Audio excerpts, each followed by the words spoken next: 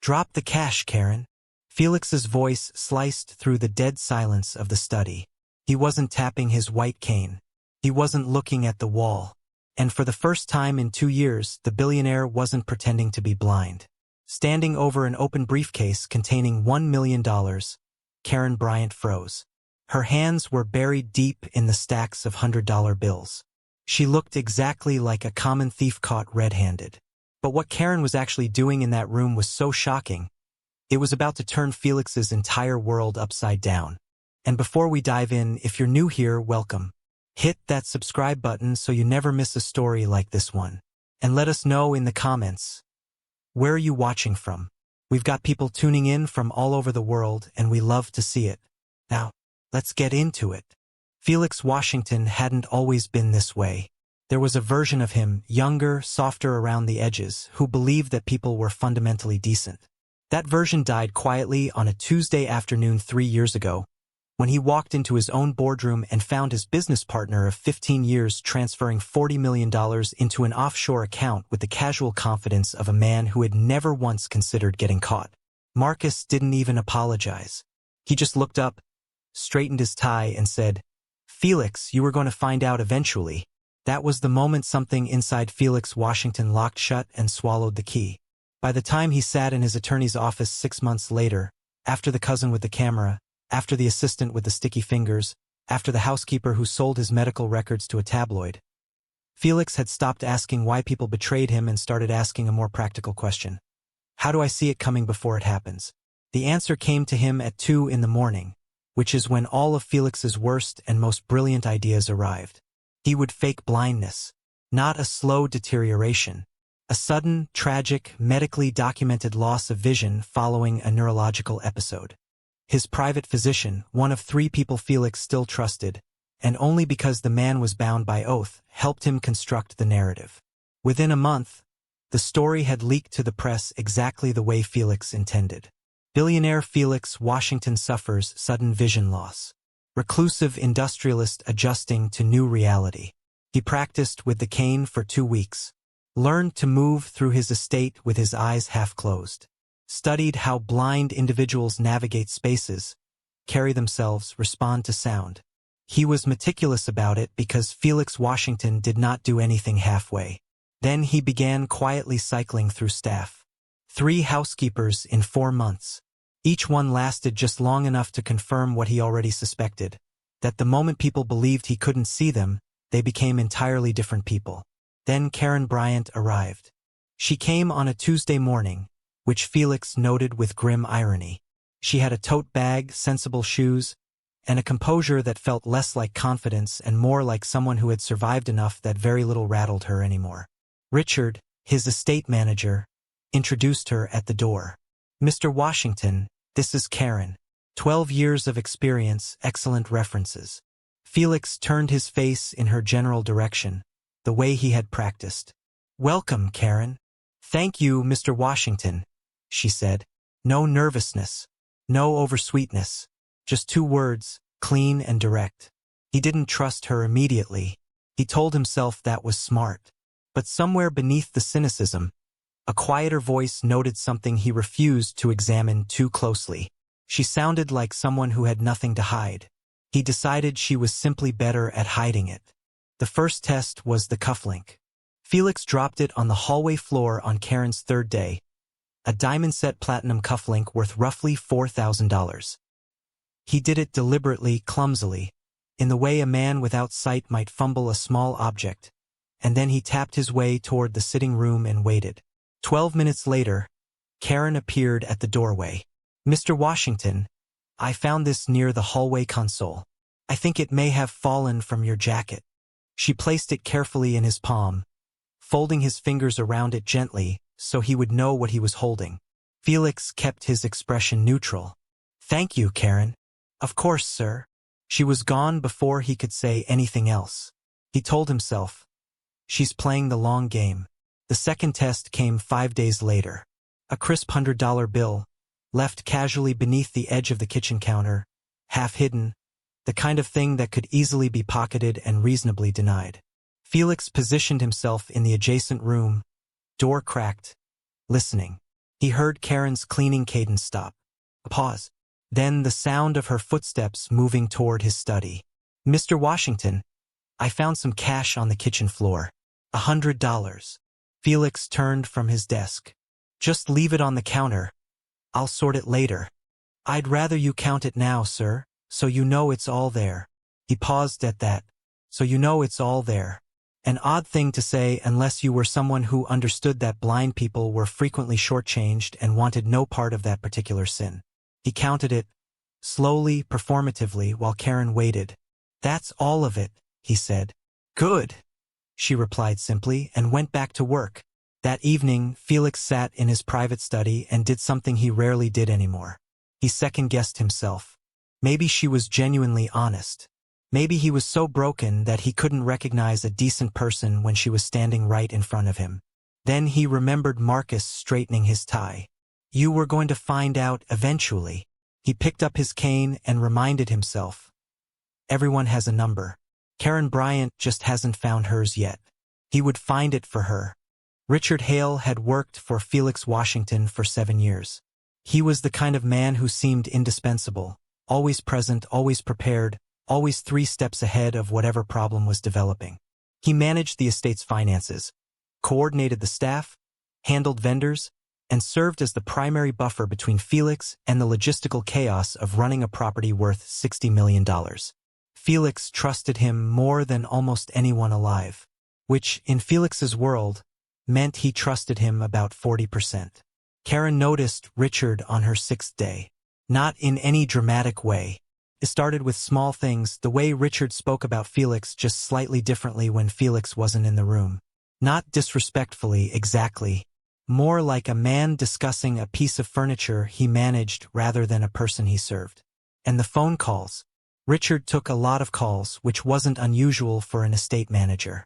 But twice now, Karen had caught the tail end of conversations that stopped the moment she rounded a corner. And the silence that followed had a specific quality. The quality of words swallowed too quickly. On Thursday afternoon, she heard enough. She was changing the linens in the east guest room when Richard's voice carried from the corridor. He must have believed the wing was empty. "It's fine. He can't verify anything himself. That's the entire point. Just make sure the documentation matches what I send you. The account details are the same." A pause. "Don't call this number again." Karen stood very still in the middle of the guest room, a pillowcase in her hands, her former bank teller's brain already doing what it was trained to do. Pattern recognition. Unverifiable accounts. Matched documentation. A boss who supposedly couldn't see. She set the pillowcase down slowly. She had worked for difficult people before. She had worked for careless people, arrogant people, people who treated her like furniture. But she had never worked for someone who was being systematically robbed by the person responsible for protecting him.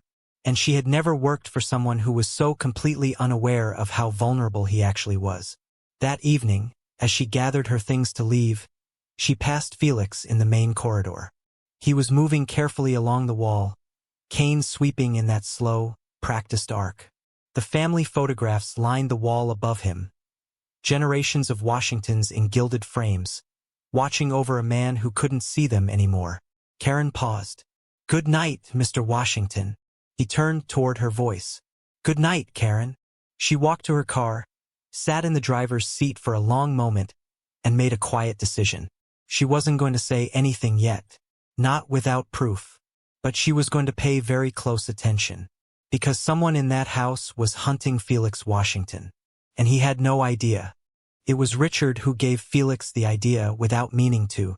On Monday morning, Richard appeared in Felix's study with his weekly financial summary, printed in large format text, as had become the new standard since Felix's supposed vision loss. He walked Felix through the numbers with practiced patience. The way you'd explain something to someone you'd quietly decided wasn't quite all there anymore. Felix noticed the tone. He had been noticing it for weeks. The barely there condescension. The way Richard spoke a little slower, simplified things that didn't need simplifying, and occasionally made decisions that were technically above his authority. Small ones easy to explain away, but decisions nonetheless. A man who thinks he's running things, Felix thought. Interesting. After Richard left, Felix sat quietly and thought about Karen. 12 days in, 0 mistakes, and a pattern of honesty so consistent it had stopped feeling like performance and started feeling like character. Which, in Felix's current state of mind, meant it was time to stop playing small. He called Richard back into the study that afternoon. "I need a cash withdrawal," Felix said. "For a private deal. 1 million. Hundreds. Briefcase, the black one in the vault." Richard didn't miss a beat. "I'll arrange it for tomorrow morning, sir. Leave it in the study. I'll handle the transfer personally." The next morning, Felix positioned the briefcase himself. Open, visible, placed on the reading table beside the window where the light would catch every stack perfectly. Then he instructed Mrs. Okafor, the cook, to let Karen know the study needed a thorough cleaning that afternoon. He spent the morning telling himself this was the right move, that he needed to know, that any reasonable man in his position would do exactly this. By noon, he had stopped justifying it. At 2 o'clock, he took his position in the hallway. Door cracked at an angle that gave him a clean sight line to the reading table, and he waited. He heard Karen's footsteps at 2:14. His jaw was already set. His hand was already near his phone. "Let's see who you really are, Karen Bryant." Karen pushed open the study door with her cart and stopped. The briefcase was open on the reading table. From where she stood, she could see the neat stacks of $100 bills arranged in clean rows, the way cash looked in the movies. Too perfect, too deliberate. Something cold moved through her stomach. She stepped closer. Her eyes moved from the money to the door to the hallway beyond and back to the money again. She set her cart aside slowly. Then she did something that, from Felix's angle in the hallway, looked unmistakably like guilt. She walked to the study door and quietly pushed it nearly closed. Felix's eyes narrowed. Inside, Karen approached the briefcase and leaned over it. Her hands went in immediately, lifting a stack, fanning through the bills with a speed and precision that did not look like curiosity. It looked practiced, expert even. Felix watched her pull stack after stack, laying them on the table in a specific arrangement, her lips moving slightly as she worked. She turned several bundles over, examined the bands, held a few bills up toward the window light. His phone was already in his hand, but something made him pause. Something small and nagging that he couldn't name yet. She hadn't put a single bill in her pocket. He watched for another 2 minutes, the longest 2 minutes of the entire experiment, and Karen Bryant did not steal $1. She just kept examining, arranging, counting. At one point she stopped completely and went very still over the briefcase, staring at something in the lower layer with an expression Felix couldn't read from the hallway but recognized instinctively. It was the look of someone who had just found exactly what they were looking for. And it wasn't the money. Felix stepped forward and pushed the door open. Karen's head snapped up. Her hands froze over the open briefcase.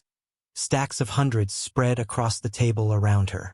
From the doorway, it looked exactly like what Felix had been expecting to find for 2 weeks. He took off his glasses. The dark glasses came off first. Then the cane.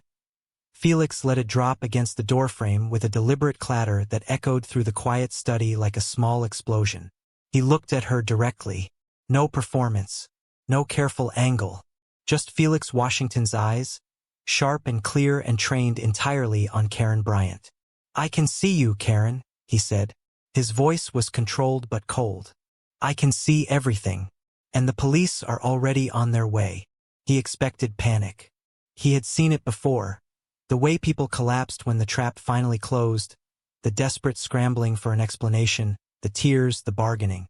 It was never pretty and it never changed anything, but it was always predictable. Karen Bryant did not panic. For a moment she just stared at him. Not with guilt, not with fear, but with something that cracked straight through his composure before he could defend against it.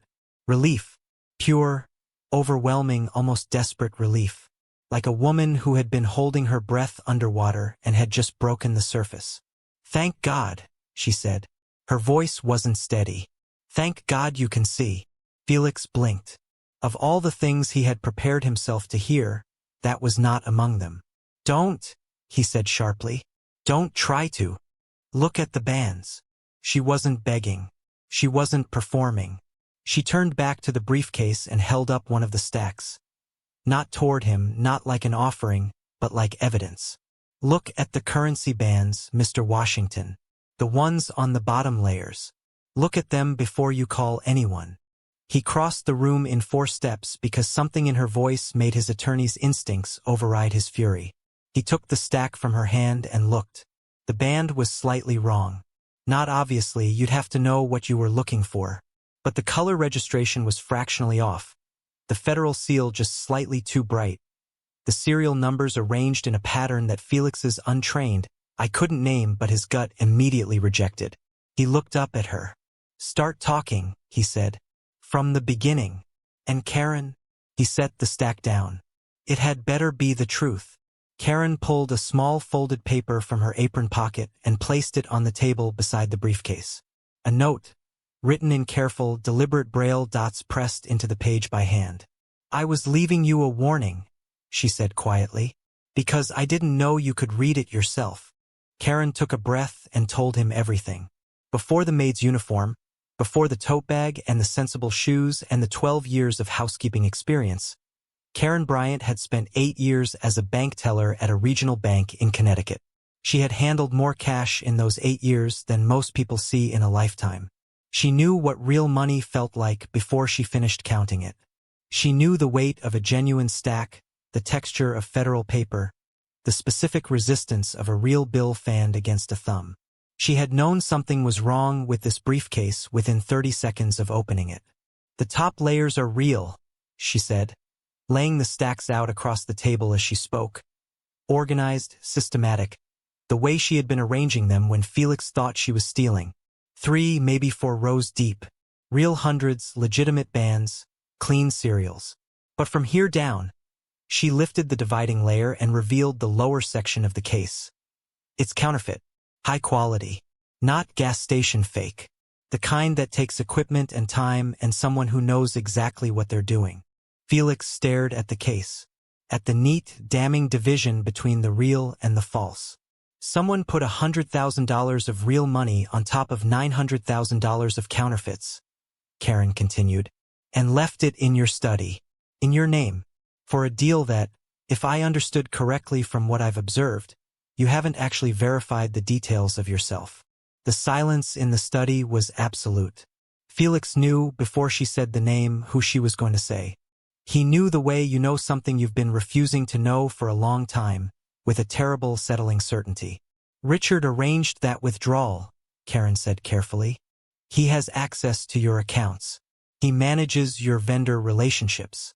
And twice in the past week, I've heard him on calls he didn't know I could hear, talking about account details and documentation that matched. She paused.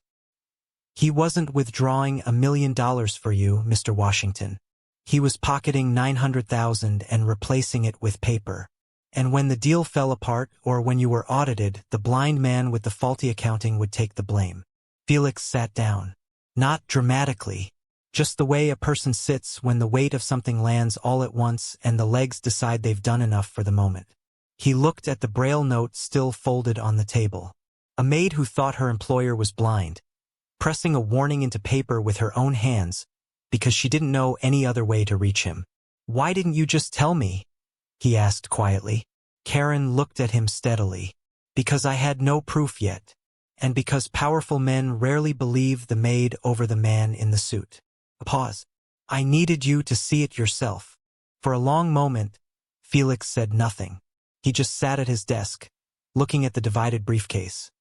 Real money on top, lies underneath, and felt something move through him that he hadn't felt in a very long time. Not anger.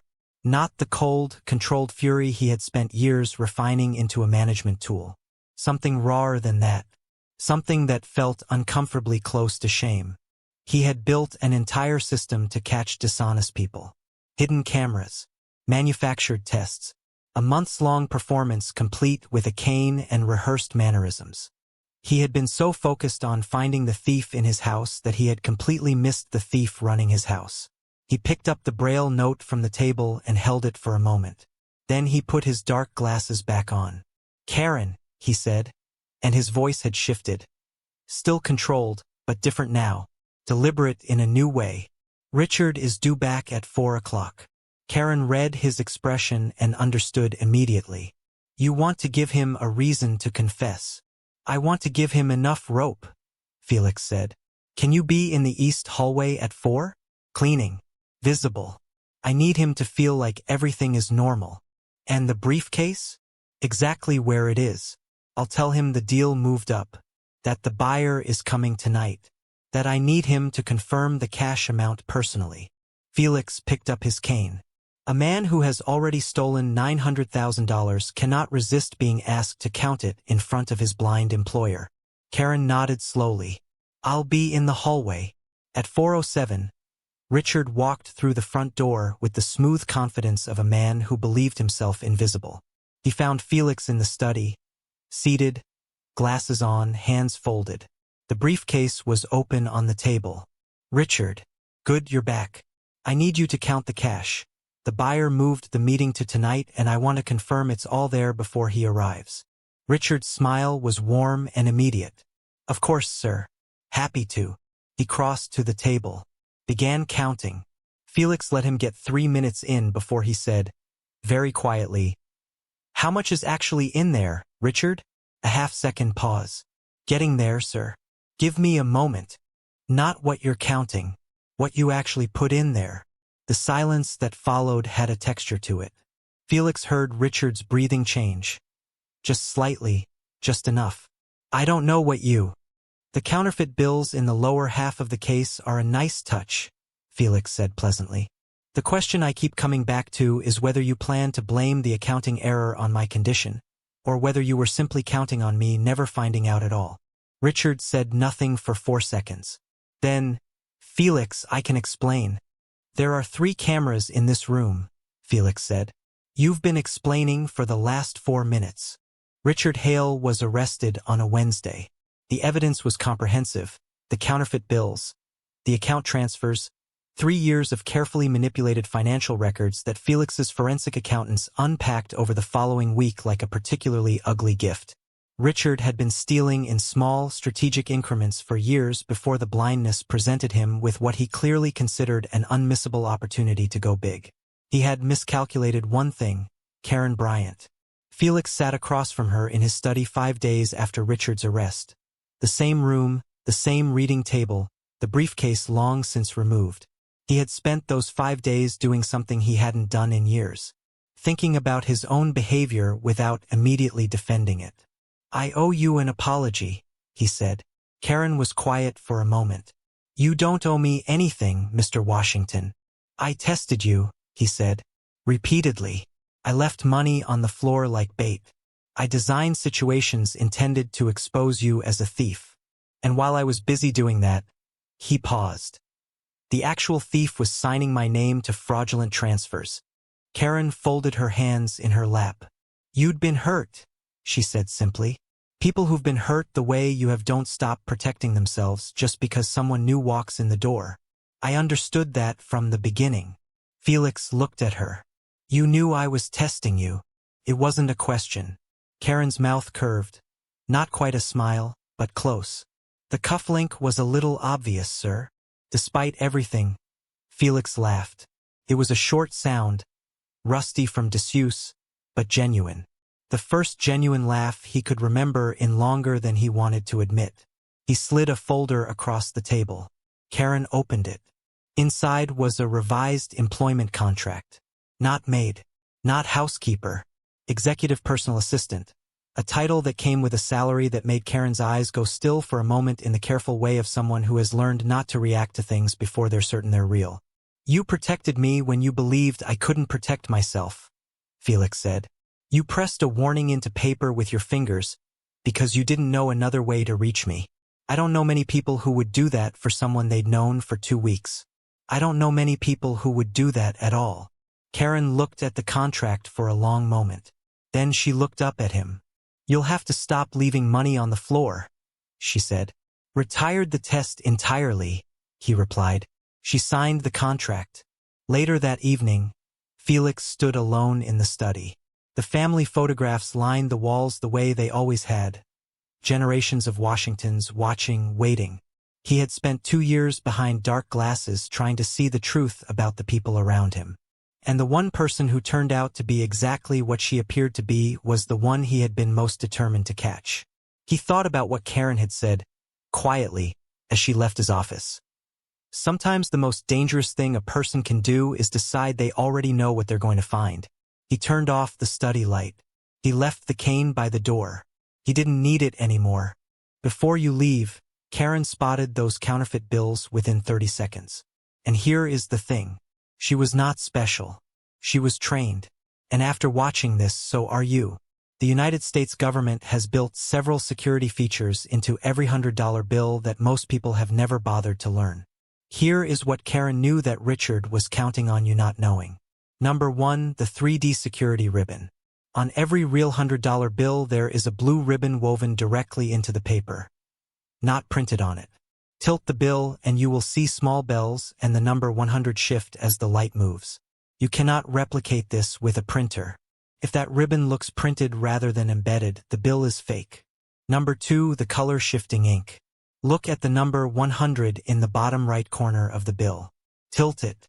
On a real bill, that number shifts from copper to green as the angle changes. Counterfeiters can match one color. They cannot match the shift. If that number stays the same color no matter how you tilt it, walk away. Number 3, the feel of the paper. Real U.S. currency is not printed on regular paper. It is printed on a blend of 75% cotton and 25% linen. It has a specific texture, slightly rough, crisp, with small red and blue fibers embedded throughout. Counterfeit bills almost always feel slightly smoother or slightly too stiff. If a $100 bill feels like it came out of a home printer, trust that feeling. Number 4, the watermark. Hold a real $100 bill up to light. You will see a faint portrait of Benjamin Franklin embedded in the paper to the right of the printed portrait. It is part of the paper itself, not something that can be photocopied or scanned. No watermark means no deal. Number 5, the security thread. Also visible when held to light. A thin embedded strip running vertically through the bill that reads USA 100. On a genuine bill, this thread glows pink under ultraviolet light. Most businesses that handle large amounts of cash keep a UV light at the counter for exactly this reason. Richard assumed that a blind man would never check. He assumed that even if someone looked at the money, they would not know what they were looking at. Karen knew. Now you know too. The next time someone hands you a large bill, any large bill, take 10 seconds and check. Because the only thing that makes counterfeit money work is the assumption that nobody is paying attention. Pay attention.